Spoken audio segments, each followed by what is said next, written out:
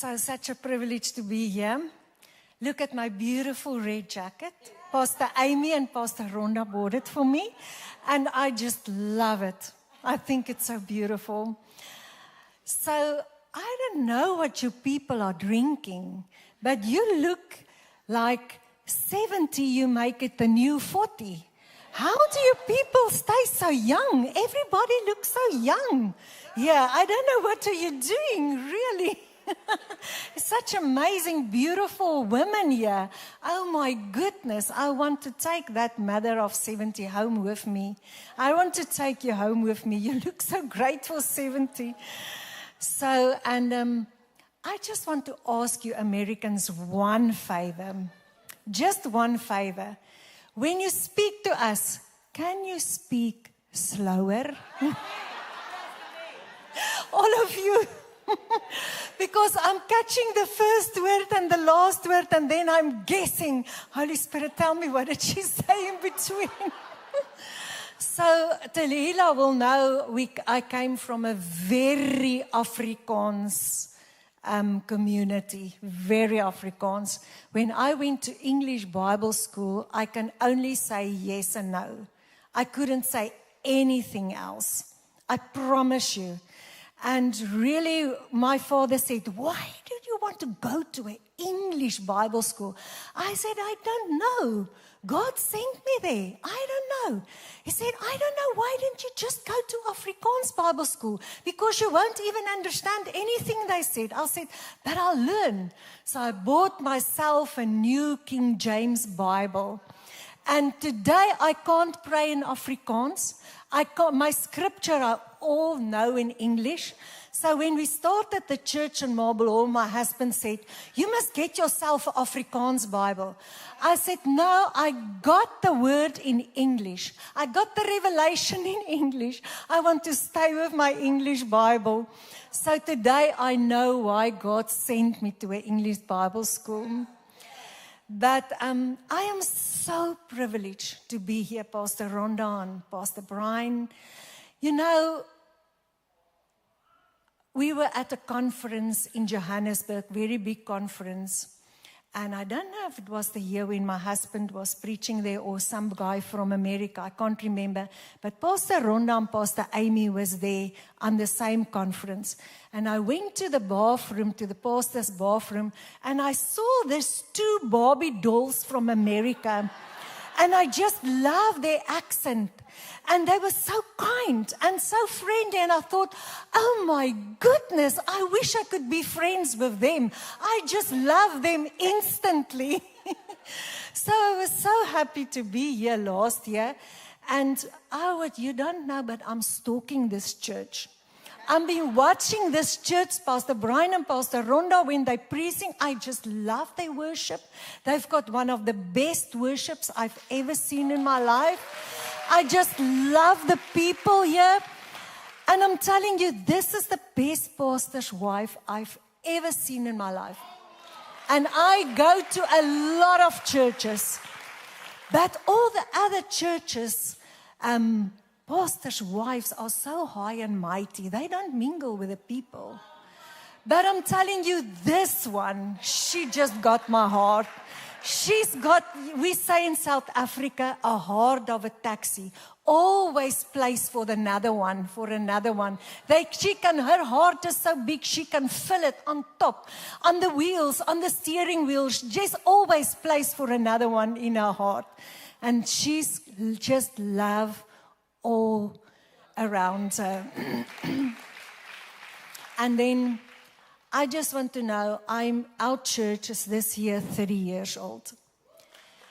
And I've asked Pastor Rhonda, and she said this February, this church is 31 years old. Out of experience, I want to tell you, the faithfulness these people put into this church, nobody will know except God. It's not easy to be a pastor's wife. Like last night, she told me she's sitting on ice.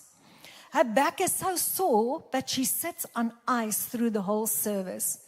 And it reminds me of the times when my dad died.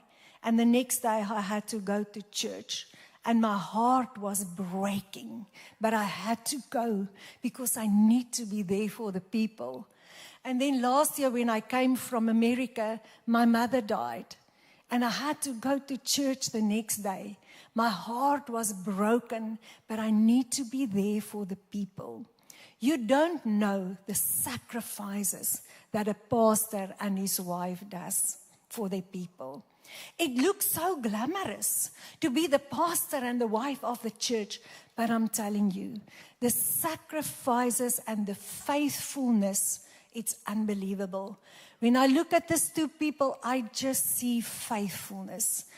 Years and years, a lifetime of faithfulness, giving everything from themselves, just pouring out, giving. And I've got such a soft heart for a pastor and his wife because I know what it is. So my daughter, and I want you to put the picture up for the people at the back. She is now currently running our church while we are in transition ministering with Pastor Didi. And Pastor Didi and Sis really sent all their love. They love you so much. They love New Life. It's their favorite church. And they send their love for you, and they are just so excited for these people. So I just want to show you my family. So the oldest daughter with the black hair, she's now running the church. She's an ordained pastor, and she's so anointed. If you hear her, you will never want to hear me again. She is phenomenal. And then my other daughter on the right side, that's her husband. He is such an amazing worship leader, one of the best. And this is my 4 baby grandbabies. They are my heart, my everything. The one was phoning and she was crying, I want my grandma. So we were talking to the one boy and he said, when are you coming back? I said, in 2 weeks' time. And he said, no, it's too long. And they cry. So I'm so privileged to stay in the same town where they are, seeing them every day, can just pouring in them the word of God. So thank you for that picture. So tonight, I really want to honor the people that is so faithful in serving God. You know, we live in times where I see it every day. The people is getting tired. They serve God. They do good. They go the extra mile. But it seems like it's unnoticed. It seems like, what am I getting from it? You know, come on people, we are all flesh and blood. I've got this friend. Do everything wrong, but she's just blessed. Going on holiday every single day of her life. And then we as Christians persevere and we are faithful and we are doing good. And we look at other people and say, Lord, do you still know my name? Do you know where I am? I'm here, God, please remember me. Have you ever felt like days like that? So today, God specific put this message on my heart and said, New Life, beautiful daughters of God, you are salt. Salt girls are the girls who are faithful to the end. Those are the girls who keep on, keeping on, persevere, going through all the motions. Don't give up. Don't falling down. Don't cry. Don't worry about tomorrow, but just know God's got me. And He will never let me go. And then there's one verse that really, really inspired me. And that's the verse that says in Matthew 25, verse 21, well done, good and faithful servant. You have been faithful with few. I will put you in charge of many things. Come and share your master's happiness. You know, I think it's the biggest reward any person can ever get is when you stand before God and He said, well done, good and faithful servant. The biggest reward on earth is the Nobel Prize. But it lasts for a few years. And then you die. And then He dies with you. But we stand before God and He said, good and faithful servant. That lasts forever, for eternity. It leaves a legacy for the ones behind you, all the children and the grandchildren. And look what the verse said. It didn't say good and successful women. It doesn't say good women, you have gained so many credits in life. You have so many degrees behind your name. You had so many things that you accomplish in life. Well done for all your assets that you have. Well done for your beautiful house and your beautiful car. Well done for what you have accomplished. It's a well done for your faithfulness. You know, I think faithfulness is a spiritual realm. It's a currency in heaven. It's the highest honor any believer can get. If you look at all the saints in Hebrew 11, I'm telling you, you can look at one thing in their lives. It wasn't their riches. It wasn't their prophecies. It wasn't their wealth. It wasn't how many people they gathered around them. It was their faithfulness. All of them are saints in heaven because of their faithfulness. Because God looks at a faithful heart. He doesn't look like men, as men look unto people. He looks at a faithful heart. You know how many times faithfulness are overlooked? Because we value each other on what we do and not on what we are. And for God, character is much more important than anything else in the world. He are looking for those with a faithful heart, because those are the people He can trust. Those are the people He can trust with His vision, with His purpose, with what He wants to do on earth. Is the faithful ones. We as Christians are driven by eternity. My husband and I said to the Lord, we don't want anything on earth. We don't care about riches. We don't care about fame. We don't care about money. But God, can we ask you one thing? May our example live in our children and grandchildren's life. May they see God in us.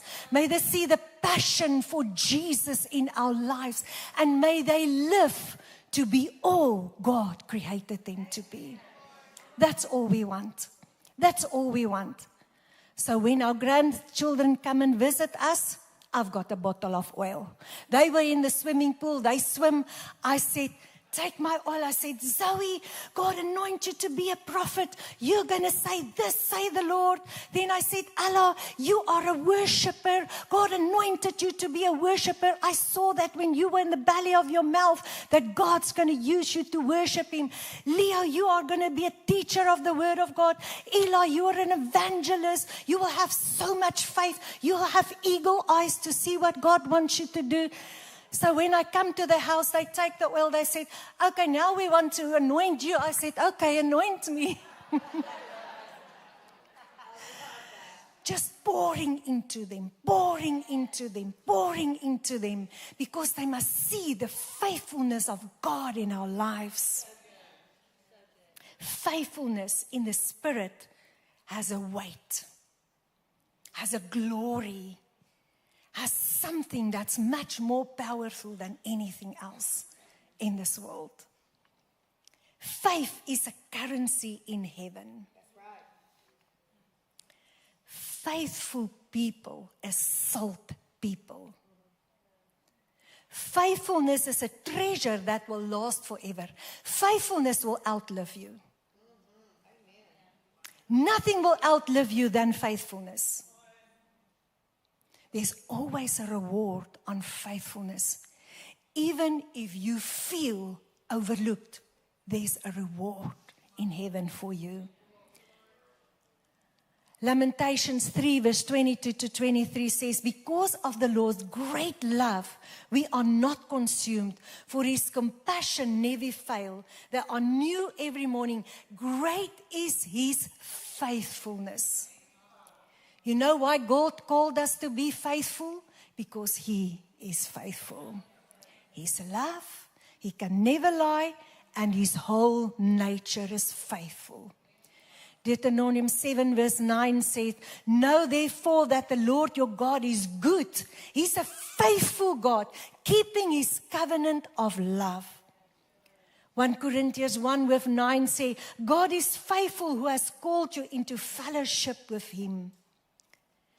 Jesus called faithful believers the salt of the earth. Because faithful Christians will make a difference. Faithful Christians will persevere. Faithful Christians are pure at heart. Faithful Christians have a covenant and know their covenant with God. Therefore, they will never give up. Faithful Christians are those who remain true to God even when the whole world falls apart. Salt people are faithful. Salt people are steady. Salt people, you can trust them. Salt people do not change with culture or pressure. Salt people keep their flavor. And everywhere they go, they give from their flavor to a world. You know what? We are called to make great things for God. Salt keep meat from rotten. In our small town, one of my friends called me. She said to me, Pastor Manalaine, there's an abortion clinic coming next to my beauty salon. We can't afford this. So I take my intercessors. We went to her. We stand in front of the building. They've already delivered the bricks there. They want to start build. And we take communion and we said, Lord, in the mighty name of Jesus, we are the authority of this town. There will not be an abortion clinic in this town. We refuse it in the mighty name of Jesus. So we pray a storm loose there. We take the communion in front of everybody who passed the door. It's a small town. Everybody knows everybody. They all think we're crazy. We don't care. The very next week, they came, they picked up the bricks, they left. She said, what's going on? They said, no, somebody bought the place. It's going to be a Postnet. It's a Postnet today. There was a Shabin in our church, actually in the same road as the church. So every Sunday when you go to church, you just see glass. People were killed there. Fathers go there, and then they drink all night. And then at the end of the month, and then there's no food for the children. It was just an evil, evil place. So one night, in the middle of the night, we grabbed the intercessors. We go there. We stood in front of the place. Everybody were drinking and and swearing, and we said, we close this place in the mighty name of Jesus. We will not accept this town. We are the authority over the town, and we will not allow this in our town. Not on our watch. Satan, go in Jesus' name. For 6 months, that place was open. Every time we pass it, we say, closed in Jesus' name. Closed in Jesus' name. So the manager, he found out what we were doing. So he phoned me and he said to me, you know how much money that place bring in? I cannot afford to close it. So I said to him, well, I know you. You're one of the wealthiest men in town. I said, listen, you are 80 plus. Do you want to go and stand before God and say, because of money, I let lives get ruined and children hasn't got food? I said, how do you going to pass God on that one? And don't tell God I didn't tell you. God will show you. Madeleine warned you, but you didn't want to listen. It was open for a month. He phoned me. He said, the place is closing down, never to open again. So somebody else bought the place. And I didn't even know it. Minding my own business, I'm so busy. So one day this woman walked into our coffee shop. She said, I'm so cross at you. I said, oh, really? Why? She said, you closed down my business. I said, what business? She said, I bought the place, and the moment when I'm selling alcohol, it went bankrupt. And everybody told me it's you that prayed for the place. I said, well, God, I like my reputation. Faithfulness is standing up for righteousness. Salt people don't let our world get rotten like meat. We stand up for what is right. We take our authority and we say, not on our watch, Satan. You must go. We are here to stay. This town belongs to us, and we will not settle for your demonic work in it. Steadfast people are salt people.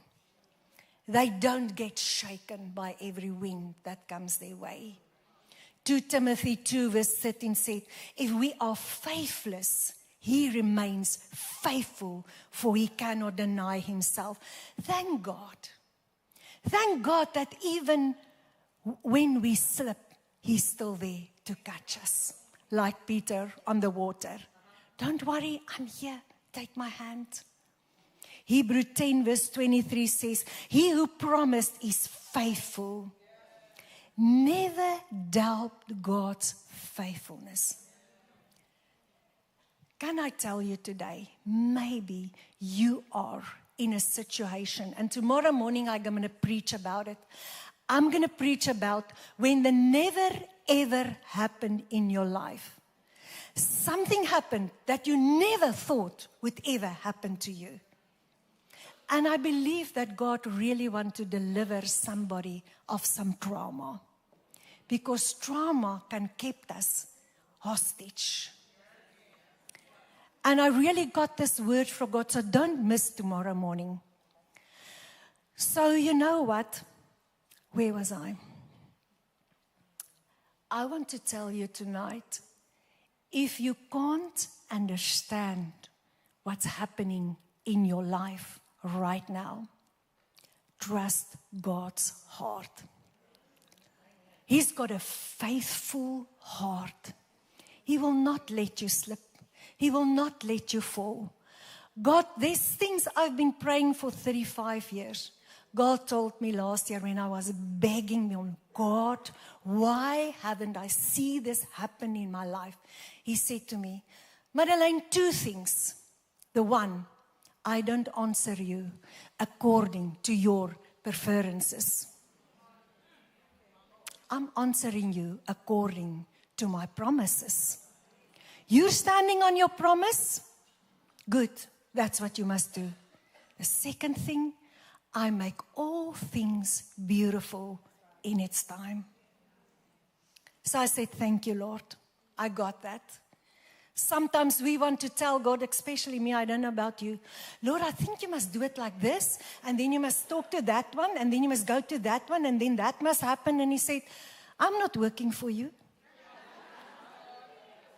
Why are you telling me what to do? You must stand on the promises, not tell me what to do. Sorry, Lord, I'll stand on your promises. I want to talk to you about a guy, Methodius. Who have you ever heard of Methodius in the Bible? You know, Methodius is one of those guys that were overlooked. Maybe what you felt tonight in your heart. I've been overlooked. I've been so faithful, but I've been overlooked. So what happened? When the 12 disciples, Jesus was sent them, Jesus was crucified. Then the one, Judas, he hanged himself because he knew he did a stupid, dumb thing. So there were only 11 left. So the disciples said, we need to be 12 because Jesus chose 12. Sorry about my tenses. So what did they do? They went into the upper room and they start fasting and praying for 7 days.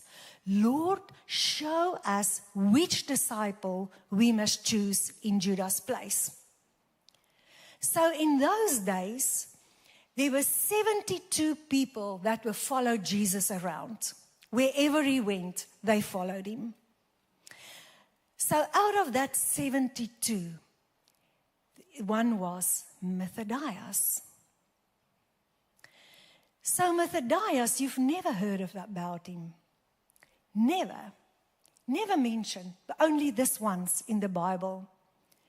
So God showed them, choose Methodius. So I thought to myself, you know, an apostle is a very high rank. I wonder what did he do that was so great that they choose him. Maybe a draw, a big crowd. Maybe his teachings was so excellent. Maybe he did so many miracles. Maybe he could prophesy. Maybe he was just this extraordinary man. You know what the Bible says about Methodius, why he was chosen? He was faithful. He was there from the beginning when John the Baptist baptized Jesus, next to Jesus until the day Jesus was crucified. He never left Jesus' side.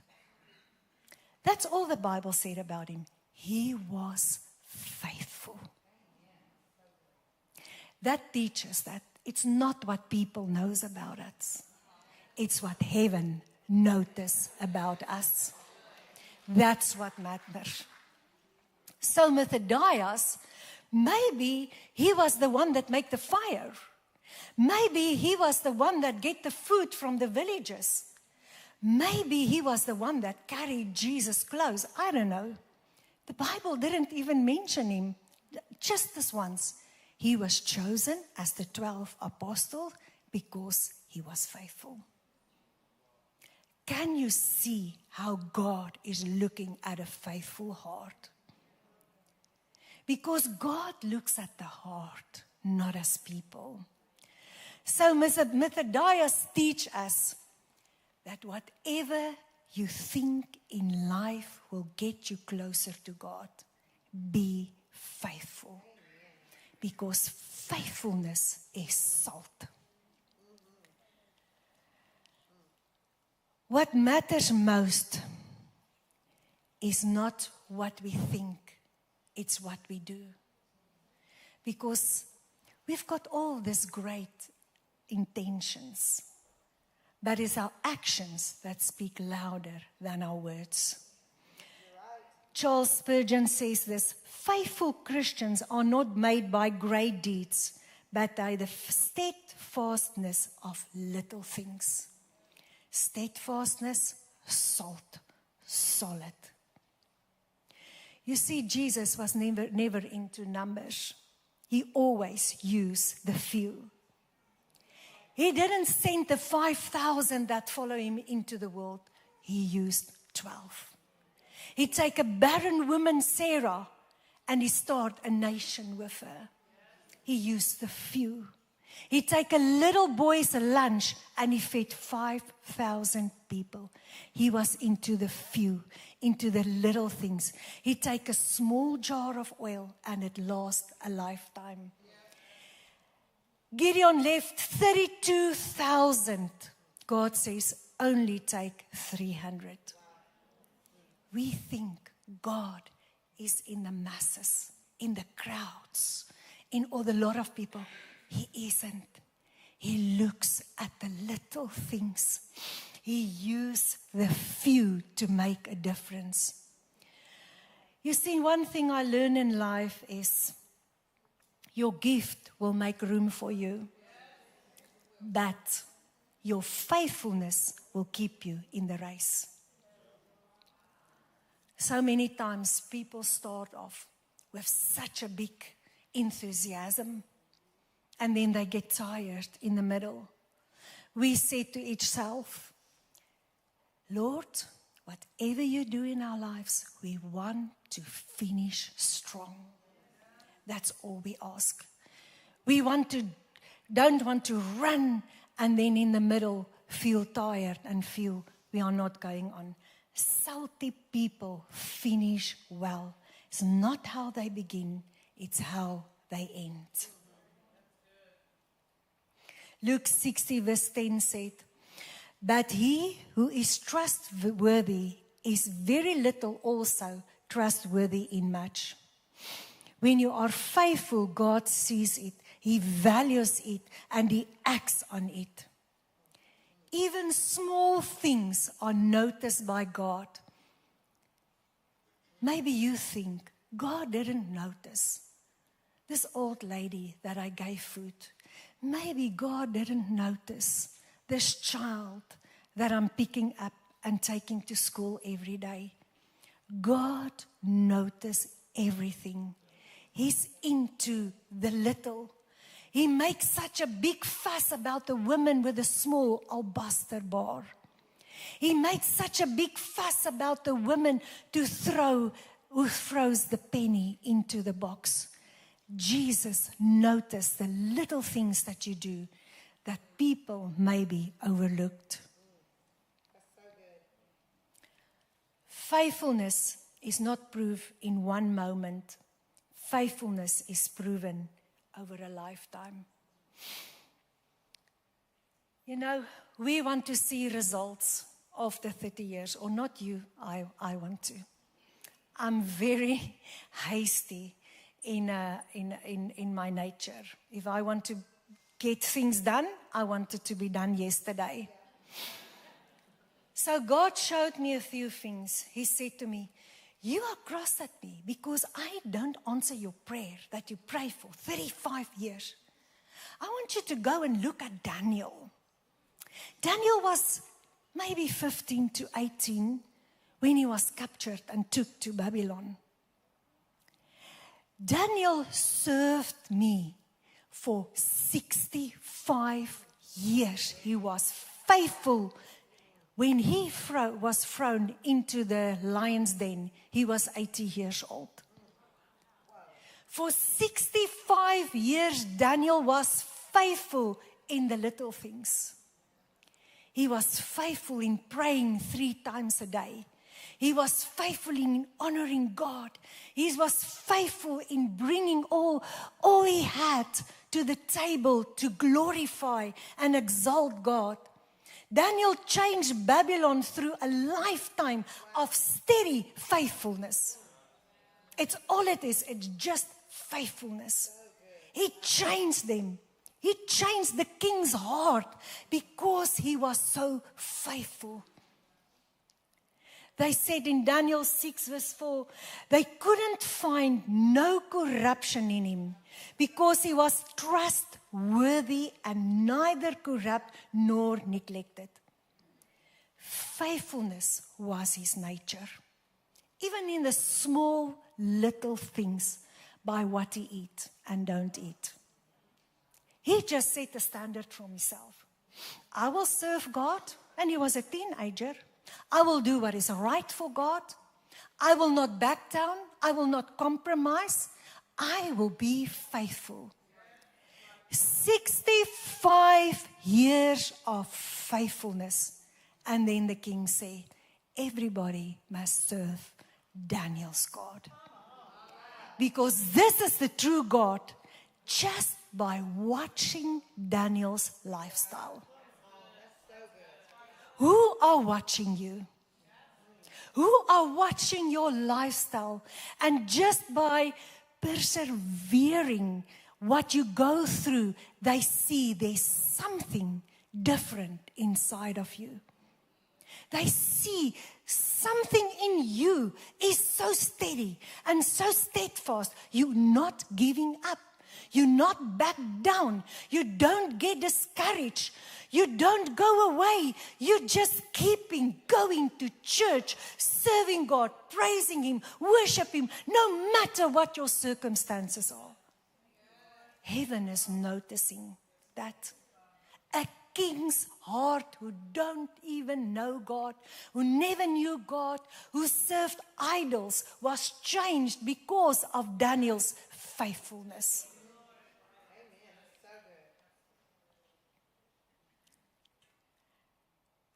Daniel did not pray in the lion's den because of danger.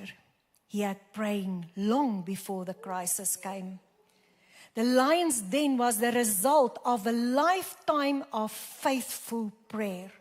God entrusted miracles to people who have lived quiet faithfulness for many years. Have you ever heard God is speaking about the remnant? Who do you think is the remnant? It's those Christians that kept on being faithful. The overcomers, the victorious ones. Everybody can be a remnant. But everybody won't pay the price. Because faithfulness is courage. It's taking courage.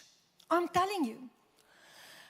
In 2023, we went through a severe traumatic thing that happened with one of my children, and you know a mama's heart.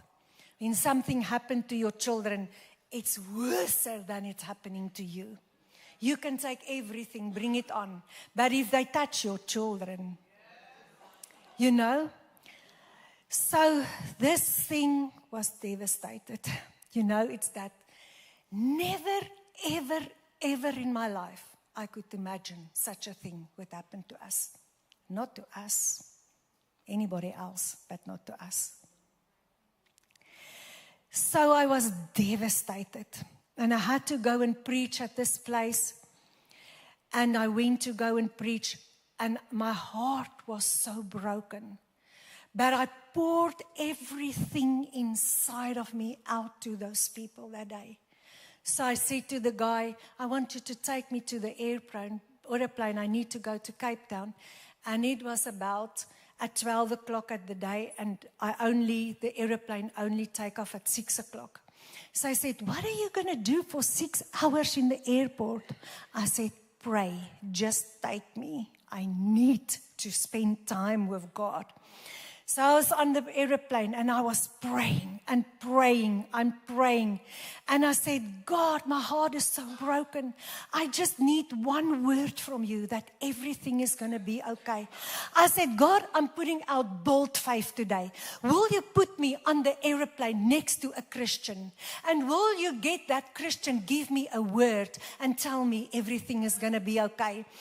And when they board, I nearly missed my plane because I was so in prayer. I didn't even see what the time was. So when I got on the plane, I was sitting next to a young guy. And he's got his earphones up and he's watching a movie. And I'm like watching what he's looking because I asked God to sit next to a Christian. So he needs to be a Christian. And the next moment, I saw a Bible in the movie. And I grabbed his earphones from his head. I pulled them down. I said, are you a Christian?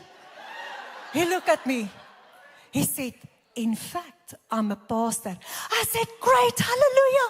I asked God to put me next to a Christian. You must give me a word. He's like, he said, can the plane just take off? I said, no. I want it now. I asked God. He said, well, in Jeremiah 29 verse 11, I said, praise God.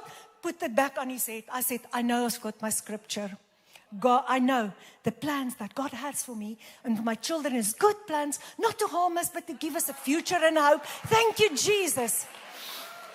So while I was sitting there, God said to me, you know how many times you're on an aeroplane and you're so selfish. Have you ever think that there's some people who felt like you today, who are heartbroken, who just need one word from God? And all you think is, how late I'm going to home? Oh, I must get my bag. Oh, I must go for door. I'm actually hungry. I must get a coffee or something. I said, Lord, I'm so sorry. I'm so sorry. I repent. I said, God, will you show me if there's somebody on this plane that need me? Please tell me.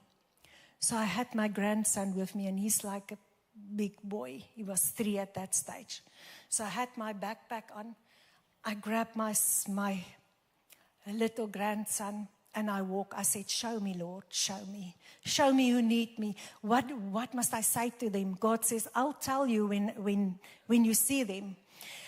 So when I walked to the escalators, when we had to go down, there was a little frail Muslim woman with a baby in her arms.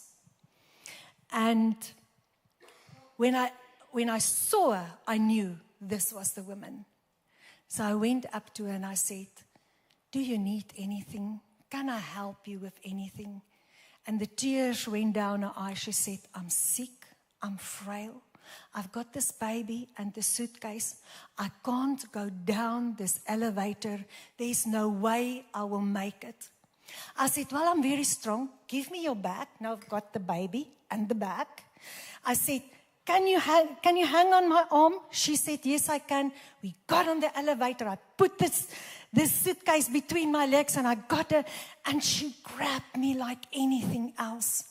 And halfway down, she looked at me and the tears ran from her eyes. And she said, you were God sent today. Sometimes we are so busy with our own troubles. We forgot that God can use us wherever we are. We forgot to be faithful to His voice when He tells us somebody is in need. Because it's all about us and our needs. But when you go through a rough time, it's like God makes you sensitive for the people around you.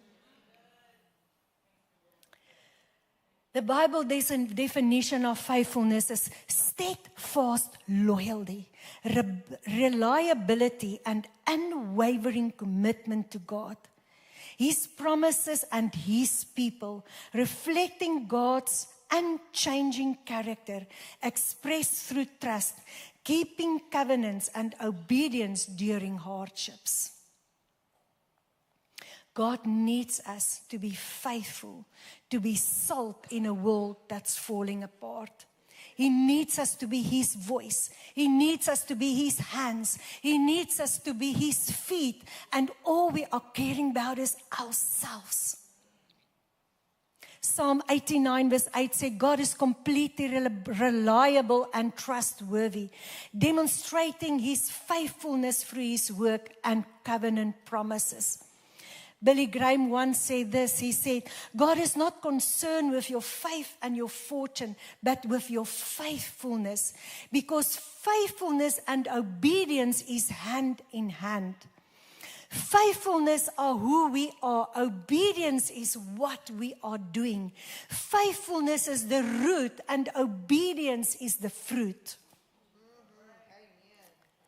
Abraham was called faithful because he obeyed when God asked him to leave his home.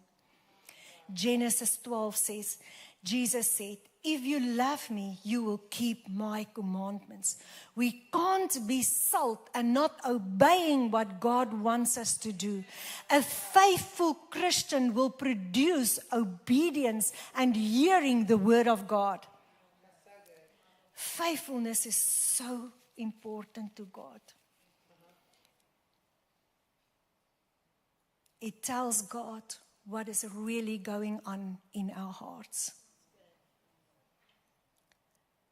The world around us carries the fingerprints of God's faithfulness. Every day when we see the sun go down or the sun come up, it's God's faithfulness. Every time when there's rain in drought, it's God's faithfulness. Every time we have the stars at night, it's God's faithfulness. He is the very nature of faithfulness. Therefore, we ought to be faithful if we are called sons of God. Faithfulness is not about the size of the gift. Faithfulness is about stewardship. I think the master joy is not in what we bring, but in the loyal hearts we have towards Him. Faithfulness is a way of life. It leads to deeper spiritual maturity. Faith without faithfulness is faithless. Look what Proverbs 25 verse 19 says. It says, an unreliable people are a pain like a bad tooth or a sore foot. We don't want to be that. We don't want to be that. You see, faithfulness involves time management.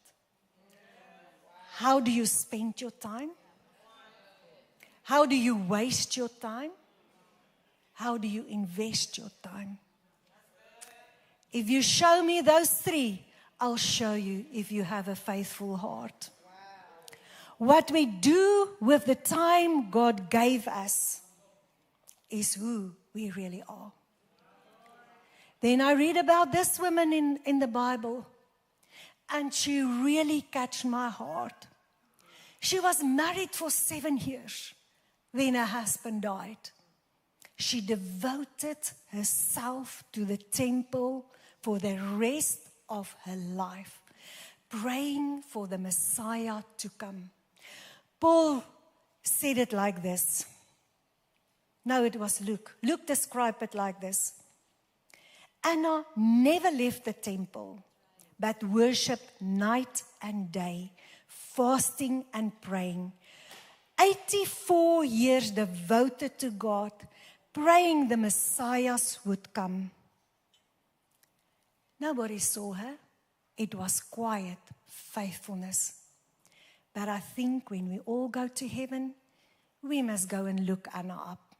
Thank you, Anna, for praying for this gift to come to earth, because I was saved by him.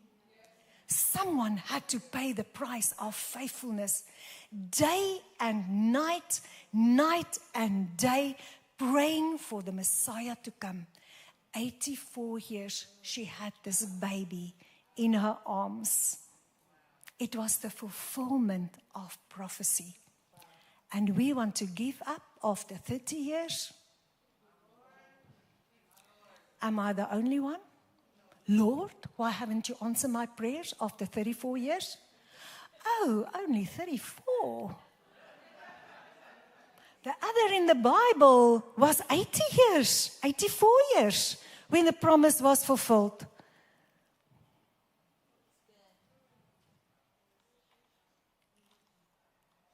You see, God look at things different than men look at them. Time is not on God's occasion. God don't look at time. He see your heart and you waiting for your faithfulness to manifest. Faithfulness always requires sacrifice, obedience. Faithfulness requires courage. Staying true to God often means standing alone. Faithfulness will always outlast you. the disciples was faithful unto the end. They didn't give up. They were 3 years with Jesus. Only John died of a natural cause. All the others was killed. Horrible, horrible situations that happened to them. But they were faithful to the end. Jesus was faithful for coming to earth until the end. Until he paid the price. Maybe you are sitting here today and you feel, I serve a life of faithfulness that I was so many times overlooked. I want to encourage you tonight. You weren't overlooked. Heaven noticed you. Heaven noticed your faithfulness. Heaven noticed your sacrifice. Heaven noticed your obedience. Maybe nobody knows, but the one who really matters notice. And that's enough. That's enough, because your reward will be in heaven. I want to tell all the faithful intercessors. I'm always tell my intercessors, when you come to heaven, you will see for the first time in your life what you accomplish on earth. You will not see your reward on earth. You will not see it on earth. God woke you up at 3 o'clock at the night and you pray for somebody you don't even know. But you never heard of them. You never see them. But in heaven, God is calling you and saying, come here. I want to introduce. Remember when you woke up at 3 o'clock at night and you pray, it was for this woman. Please give your testimony to her and tell her what happens when she starts praying for you. Your grandchildren will come into heaven one day and say, because you prayed for me, I was saved so many times. God did so many grateful things in my life. I did so many explores for Christ. Faithfulness will carry you through times that you will never, ever, ever could experience in your life. You will one day open your eyes in heaven and you will stand amazed because of your faithfulness, what God did in your heart. So there's somebody that I need to encourage tonight. Keep on being faithful. Don't give up. It's not worth it to give up. It's not worth it to stay at home. Keep coming to church. Keep bringing somebody with you. There's a new church building that are building. Bring them in. I promise you, when they come into this church, they will be saved, delivered, healed, and fully spirit-filled. Just you be faithful in what God called you to do. Don't be selfish. It's not worth it. Let's live a life of faithfulness, gathering everyone that we know together and bring them in the household of faith so that they can serve God with us. Let's build in God's kingdom. Let's build in God's kingdom. We don't know how long we've got on earth. Let's take every minute, every second to build God's kingdom, to live a life of faithfulness and make a difference on this earth. There's an eternity that you can rest. While you're here, let's just do it. Let's have courage. Let's have courage like a Daniel throwing into the lion's den, but trusting your God fearlessly because you know what your God can do and you know your God will deliver you, because there's a whole Babylonian land that need to be safe. So I'll keep on being faithful because I'm no quitter. I will see what God will do. If you are obedient and willing, you will eat the good of the land.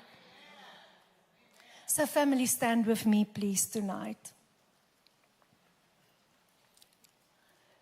So Father God, you are the most wonderful, amazing, loving God. We are so honored and privileged to know you, to serve you. The creator of the universe is our daddy, our Abba Father. How amazing is that? we just come before you tonight and just bring you all the honor and the glory and the praise. I want you all to put your hand on your heart. Father God, give us a faithful heart. Make us like Daniel. Make us like Anna. Not seeking glory and honor and praise from people, but just obeying your voice, doing what you want us to do. Because there's one thing we want to have, and that's one day stand before the King of Kings with all the angels in the heaven, hearing our names, good and faithful servant, well done. Come and enjoy your master's happiness. How glorious will be that day. Father God, make us faithful servants for your glory, for your kingdom, for your honor. We love you with everything inside of us. I pray that every heart that was so distracted, every heart that was hurt, every heart that felt overlooked, that you will heal it tonight with your power and with your Rapha power, your healing power. And give us a strong heart, give us a heart of courage, give us a heart of obedience to fulfill our race. Father God, and one day, I want to stand in heaven with all these beautiful daughters of Christ and say, we made it. We made it. We were faithful to the end. Amen.